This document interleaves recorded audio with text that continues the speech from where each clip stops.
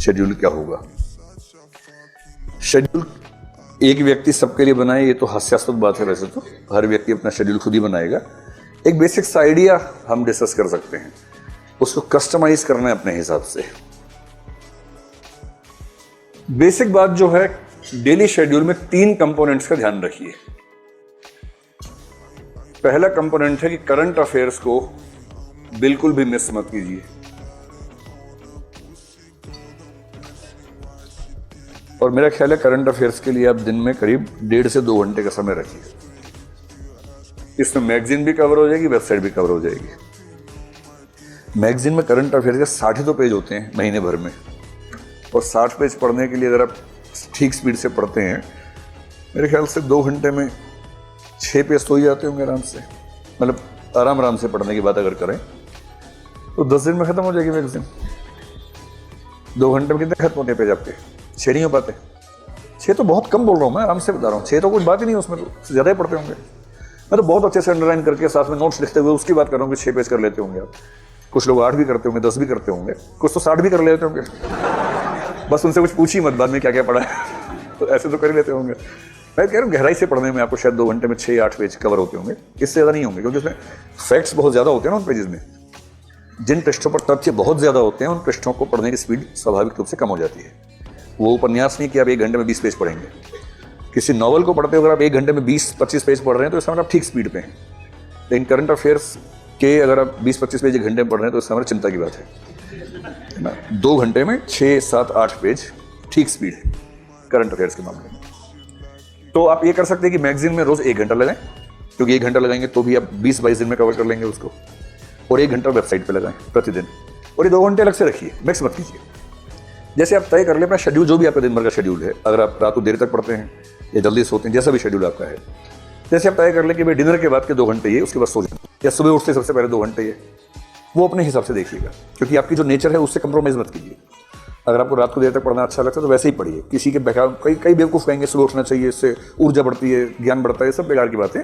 बढ़ा लीजिएगा, बाद में बढ़ा लीजिएगा आराम से, है ना। अभी तो पहले अपनी नेचर के हिसाब से पढ़िए। अगर आप निशाचर प्रकृति के, निशाचर रहिए, रात भर पढ़िए, कोई तनाव की बात नहीं है। और यदि मुर्गा प्रकृति के तो सुबह सुबह उठिए और सुबह सुबह पढ़िए। जो भी आपकी नेचर है उस नेचर के अनुसार पढ़िए। एक ही दिक्कत आती है, जो निशाचर लोग हैं उनको दिक्कत ये कि जिस दिन एग्जाम है उस दिन वो सुबह उठ नहीं पाते। उनको तनाव रहता है कि सोएं कैसे। आदत है 4 बजे सोने की, उस दिन 12 बजे लेट जाते हैं, नींद नहीं आती है। ये दिक्कत आती है। इसके 2 समाधान हैं। या तो आप 10-12 दिन पहले से थोड़ा शेड्यूल चेंज करना शुरू कर दें, ये हो नहीं पाता प्रैक्टिकली। दूसरा समाधान है, इसे चिंता ना करें और प्रीलिम से 3-4 दिन पहले से नींद थोड़ी बढ़ा लें। 4 बजे सोएं, 12 बजे उठिए, 8 घंटा सो के उठिए। इससे क्या होगा कि एक दिन नहीं सो पाने से असर नहीं पड़ेगा। मैं ठीक प्रीलिम से बात कर रहा हूँ। 3 जून को एग्जाम है, 2 जून को रात को नींद नहीं आ रही, तनाव मत लीजिए, इससे कुछ नहीं होने वाला। हमारा माइंड इतना मजबूत है कि वो एक दिन बहुत कम नींद के साथ काम चला सकता है, कोई चिंता की बात नहीं है। लेकिन हाँ, उससे पहले 3-4-5 दिन अपनी नींद ज़्यादा ली हो, ये थोड़ा सा मैनेज कर लीजिएगा। अपनी नेचर से कंप्रोमाइज़ नहीं करना है, लेकिन उस नेचर के हिसाब से कोई 2 घंटे का शेड्यूल अलग से निकाल लीजिए करंट अफेयर्स के लिए। इसी तरह से 1 से 2 घंटे का शेड्यूल निकालिए रिवीजन के लिए। वरना इस पाठ्यक्रम में होता गया कि एक क्रम से आप पढ़ते जाते हैं, उसी क्रम से पीछे गायब होता जाता है, और फिर आप 2 महीने बाद देखते हैं कि सब सफा चट एकदम, कुछ याद नहीं आ रहा। फिर आपको लगता है कि याद तो नहीं आ रहा, वो 2 महीने गए कहाँ मेरे जीवन के, जो 2 महीने मैंने गुजारे थे इसमें, वो चले कहाँ गए। तो अगर आप चाह रहे हैं कि उस समय का मूल्य रहे तो दिन में कम से कम 1 से 2 घंटे का समय रखिए केवल रिवीजन का। पिछले सप्ताह में जो भी पढ़ा है उसको फिर से तेजी से पढ़ लीजिए। मनोविज्ञान में एक सामान्य बात है कि जिस चीज़ की रिवीजन आपने 3 बार कर ली, वो चीज़ आप आराम से भूल नहीं सकते। और 3 रिवीजन का मतलब है जिस दिन पढ़ा उसी दिन कर लीजिए। एक बार वीकली रिवीजन, एक बार मंथली रिवीजन कर लीजिए। तो रिवीजन रोज 1-2 घंटे। क्या होता है ना, जब पाठ्यक्रम बहुत सारा हो तो हमें लगता है रिवीजन बाद में कर लेंगे, छोड़ देते, पर ये वेस्टेज है। सारा पढ़ते जा रहे हैं, याद एक भी नहीं है। इससे बेहतर है कि 70% पढ़ा और 70% याद भी है। तो रिवीजन को बिल्कुल हल्का में मत लीजिएगा, और सबसे अच्छा समय सुबह उठते ही सबसे पहले आप 2 घंटा रिवाइज कर लीजिए। बाकी जो है वो शेड्यूल स्टडीज का रखिए, जो नया नया पढ़ना है। और मेरे ख्याल से अब आप जिस दौर में आ गए हैं, अगर आपकी मान लें कि 3 घंटे की क्लास होती है और 4 घंटे ही हो गए, 7 हो गए, तो आप कम से कम 5 से 6 घंटे और निकालिए स्टडीज के लिए। मैं जानता हूं कि जब बच्चे नए नए आते हैं तो हम कहते हैं कि आप 8 घंटा पढ़िए, 8 घंटा सोइए, 8 घंटा घूमिए।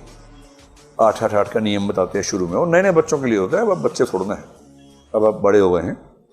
और मतलब वैसे भी भारत के अलावा दुनिया में किसी देश में ऐसा नहीं होता कि 30 साल के बच्चे अपने घर से पैसे लेके पढ़ रहे हों।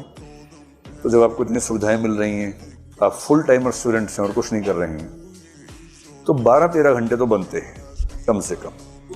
और जब परीक्षा एकदम नज़दीक आए तब 8-10 दिन 14-15-16 घंटे भी बनते हैं। उस समय 15-16 घंटे रोज की बात नहीं हो सकती, पर 5-7 दिन तो हो ही सकता है परीक्षा के नज़दीक जब हो, इतना घंटा पढ़